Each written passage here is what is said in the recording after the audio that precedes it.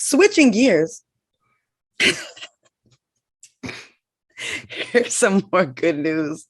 Judge Ketanji, am I saying it right? Brown Jackson was moved to tears. She's from Miami. Ketanji, my bad. Okay. Ketanji Brown Jackson was moved to tears by Cory Booker's remarks, during her Supreme Court confirmation hearing. Let's take a listen at this. This is Q's favorite senator. You have earned this spot. You are worthy. You are a great American. That is the story of how you got to this desk. And so you faced insults here that were shocking to me. Well, actually not shocking. But you are here because of that kind of love. So what are your thoughts on what Cory said to Brown Jackson? I saw everybody retweeting this on their Instagrams. And can you believe the question that, she was bombarded with from the Republicans? Al?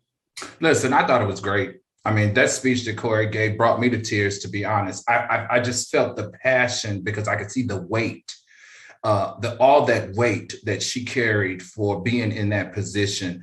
I think what he said, all of her supporters needed to hear. I think, what's her name? Ketanji needed to hear it. I think the senators that were there needed to hear it. I think the Americans watching needed to hear that. And I think the world needed to hear that, because here we have a overqualified African-American female who has every box checked for qualifying for that job. And they tried to discredit her down to the last hour. I think it's despicable. And the way he spoke not only lifted her up in that room, but me, for the first time in a long time since Kamala Harris being the first African-American vice president, lifted me up as a Black American. I thought it was amazing, and the experience to me will go down in history every time we think about this woman and the decisions that she's going to make as a Supreme Court justice. Okay. I loved what he had to say. Q, how do you feel about this? I totally agree with everything Cory Booker had to say. It definitely was moving. And I definitely think after being beaten down all day, the way that woman was, because I know she was probably crying on the inside, that she probably just needed to hear those words of affirmation from him in that moment, because it is very hard to be on the world stage and to really want to tell people to stick it where the sun don't shine, but you have to sit there with a smile on your face and just take it and take it and take it and show resilience. She definitely needed that. But I want to point out one thing. Like I said earlier, like I've said on a lot of previous shows, Donald Trump has ushered in a new style of politics with, riling up his base. And one thing that I give the Republicans credit for, they stay on message. Mm-hmm. They stay on brand. Okay. They don't give a damn what the agenda, they don't give a damn what the occasion is. They're going to push that trans stuff. They're going to push that anti-gay stuff. They're going to push that no critical race theory stuff.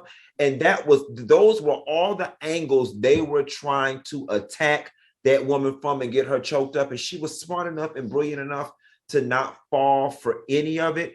So I salute her. I'm going to say this, we are quick to point out when someone, doesn't abide by the Protect Black Women or the Protect Black Man movement. And this was a beautiful moment between two Black people in America that know the stresses of coming up under fire from this right-wing wacko, race-based attacks, because you can't attack her character and you cannot attack her record. She's more qualified than all the justices combined. I believe she has more experience in a trial, I believe. All these graphs are coming out about her trial. You see all the boxes were checked for her. And Amy Coney Barrett had 2 boxes checked. And I feel like he said what needed to be said at that moment. So if we can complain about not being protected, we damn sure should give the same energy when someone actually does, and let him have his moment. Yeah, we know sometimes he be sounding fake. It's only because he light-skinned with no mustache. So sometimes we don't be taking it as seriously. And it's easy to discredit him oh, Cory. And I get it. He is theatrical. But I honestly do think that is Cory's heart. I think his delivery is his delivery, but I do believe that he really felt I think he meant what he said. And he saw a Black woman that was getting attacked from left and right. And he stepped up and he put his arm, his black arm, his beige arm around her and said, I got you. And I think he lightened the mood for her. And that tear that came down her cheek, I think he handled it perfectly. And I just wish Cory Booker would get more respect in the political circles, because I think he's a good guy. I really do. I do. I think his heart is good. I think he's a bit inauthentic in his. Never mind. That's the whole. I think he needs a brand strategist to make him get a mustache out. I think he does. I think he does. Because we don't take him seriously. A black man with no mustache. I know this sounds so petty, but think about it. We just be like, he's soft. We shouldn't be like that, but I don't know. Why we? In politics, so that's the look, right? Yeah. The whole no facial hair thing. So he's on brand as it relates to that, and it's so weird that in 2022 that's still a thing. You still have to have the wife, the kid, the look, whatever the look is. So I don't want to take away from what we're talking about, but are we just going to ignore the fact that all of our most powerful Black women in America have white male husbands? That's been floating around social media a lot over the last couple of days, and the question is that just coincidence and happenstance, or is it part of the formula? And I think that's something that we've got to figure out. I like to offer an alternative perspective on this, because I've seen this. I was like, is that fair to them? I'm going to say this. A lot of times, and I think we discussed last week, was it here? I wasn't on Cocktails, but we discussed the video that was going viral where a Black man said, when you get all these accomplishments and you're a boss and you're successful, we don't want you. So maybe those were their options. Look at Serena Williams. Look at Kamala Harris. There's a lot of them that they're not getting wiped up by the Black man once they're like super assertive, aggressive. Right. I don't know.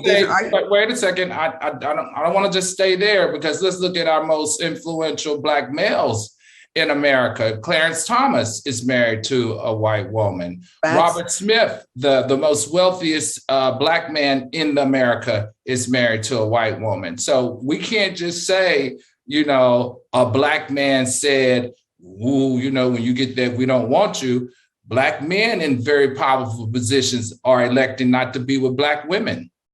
So maybe there's an argument across the board with us as a people that we equate that with some level of success. Success? Is that like the ultimate success? Or could it be proximity to whiteness is what helps you gain the power?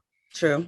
Did y'all see Clarence Thomas's wife, Jenny? Child, he went and found the most basic. Let me tell you something. She looks. Talk about Mrs. Doubtfire on that one. The most basic, pasty patty he could find. And I was trying to find something about this woman that would have suggested to me that back in the day she was a bad bee. But it was all I could find was bad body. That's all I could find. Like there's just nothing. And he's so proud to flaunt her around. And it's just like. They're giving me Django. They give me Steven from Django and Leonardo DiCaprio together with his arms wrapped around. Ugh. Can you imagine those two naked? Who are we talking about? Clarence Thomas and Jenny. Thomas and Pasty Patty. Do you think he's going to resign as a result of her uncovered nope. text messages? He didn't resign when Anita Hill said that there was a pubic hair. They had a conversation about the pubic hair on his Pepsi or his Coke. I think he's so arrogant and pompous, and he's getting too much money. I don't think he's going anywhere. He'll be forced. Well, that's a retirement job right there. You basically work 1 hour a day, right? Yeah, pretty much. But let me ask you something. Now, his wife, she's the one, for those who don't know, soulmate, she's the one that used the N-word, right?